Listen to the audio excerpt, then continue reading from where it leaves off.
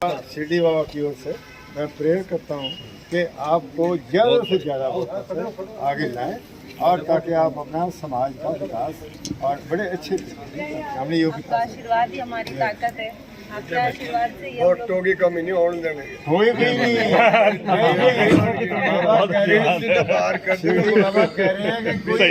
इधर आप सब ने यहाँ आकर के शोभा बढ़ाई है और भाई फैमुद्दीन जी के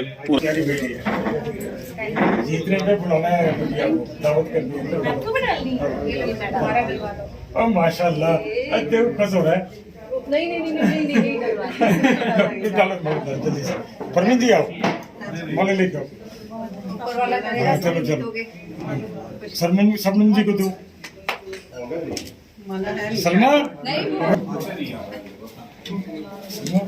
Bharatiya Janata party Bharatiya Janata party Bharatiya Janata party कोमल सैनी कोमल सैनी कोमल सैनी हिंदुस्तान हिंदुस्तान हिंदुस्तान।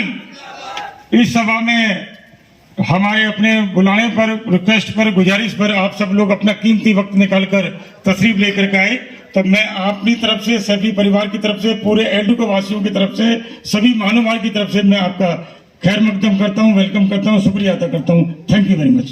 सेफी जी, मास्टर रफीक जी, पप्पू प्रधान जी, रफाकत चौधरी जी, इमरान प्रधान जी, निजामुद्दीन जी, मोहम्मद कैफ जी, मोहम्मद महरोज जी, श्री सतबीर सिंह रेड्डू जी, श्री घनश्याम मित्तल जी, श्री जसमीर सिंह जी, श्री BK गुप्ता जी, श्री वकील शाफी जी और यहाँ पर उपस्थित सभी गणमान्य व्यक्ति, सभी भाई, सभी मेरे पिता तुल्य बुजुर्ग, मैं सबको बहुत बहुत प्रणाम करती हूँ।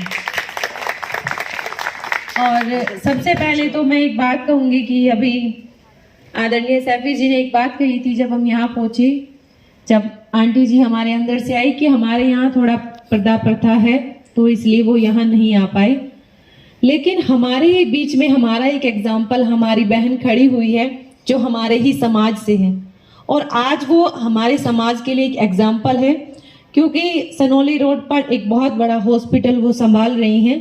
तो ये पर्दा प्रथा अब समाप्त होने लगी है। पढ़ना लिखना भी बहुत जरूरी है और आगे बढ़ना भी बहुत जरूरी है।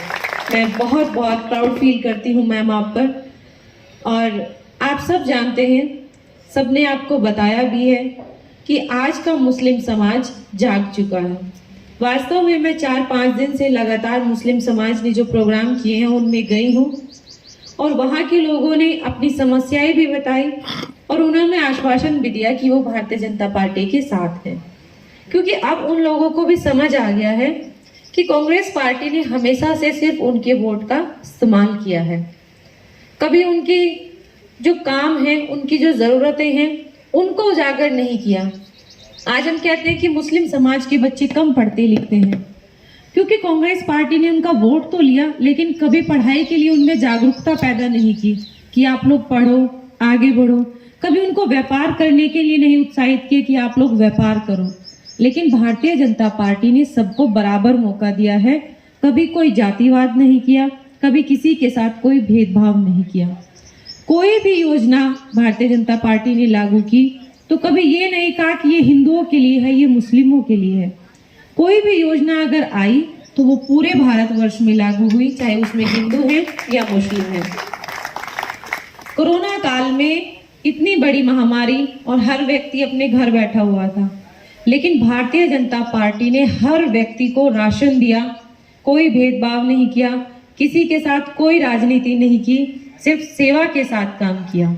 और यही उद्देश्य है भारतीय जनता पार्टी का कि भेदभाव से ऊपर उठकर, जातिवाद से ऊपर उठकर राजनीति नहीं करनी है, सेवा करनी है और सेवा करती आई है हमेशा।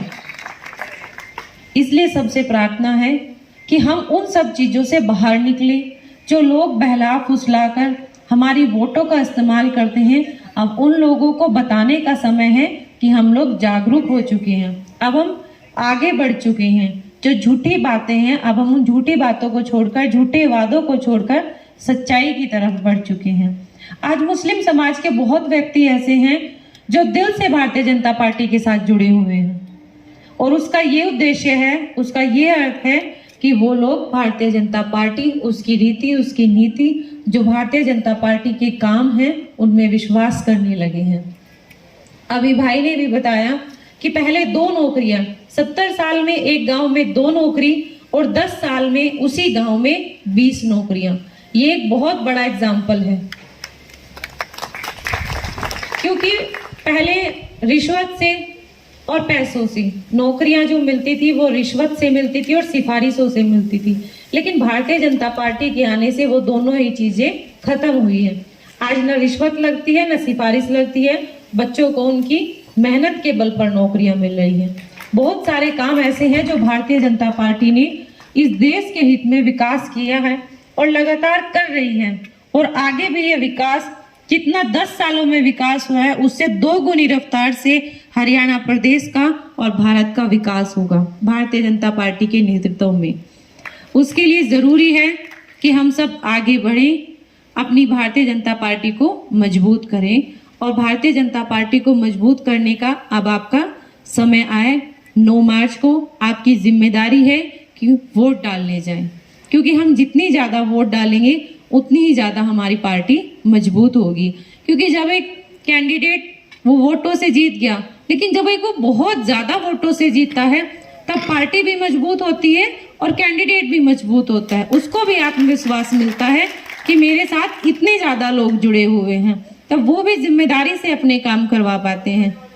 और हम सब जानते हैं, आप सब यहाँ पढ़े लिखे लोग बैठे हुए हैं, आप लोगों ने पढ़ा ही होगा अखबार के माध्यम से या अपने मोबाइल फोन से कि हमारे हरियाणा में जो नगर निगम के निकाय के चुनाव है वो हो चुके हैं। सिर्फ एक हमारा पानीपत बचा है जहाँ पर चुनाव होने बाकी हैं, और सब जगह पर जो है वो वोट पोलिंग जो है वो बहुत कम हुआ है। तो अब हमारी जिम्मेदारी और ज़्यादा बढ़ गई है, क्योंकि सिर्फ पानीपत में चुनाव रहता है, तो इसलिए हमने ज़्यादा से ज़्यादा वोट परसेंटेज बढ़ाना है। वोट डालने के लिए ज़रूर घर से निकलना है। सबसे मेरी प्रार्थना है कि अपनी फैमिली के एक एक मेंबर से वोट डलवाएं, अपने पड़ोसी को, अपने रिश्तेदारों को, सबको बोलें कि वोट जरूर करें और विकास पानीपत का आगे बढ़ाएं। सबका बहुत धन्यवाद। जय हिंद, जय भारत। महिलाओं का जितना योगदान रहेगा वो उनको दर्द को अच्छी तरह से समझ पाएंगे। धन्यवाद। तो इसके बाद मैं रफाकत चौधरी साहिब जी को मंच पर बुलाना चाहता हूं कि वो अपने विचार रखें।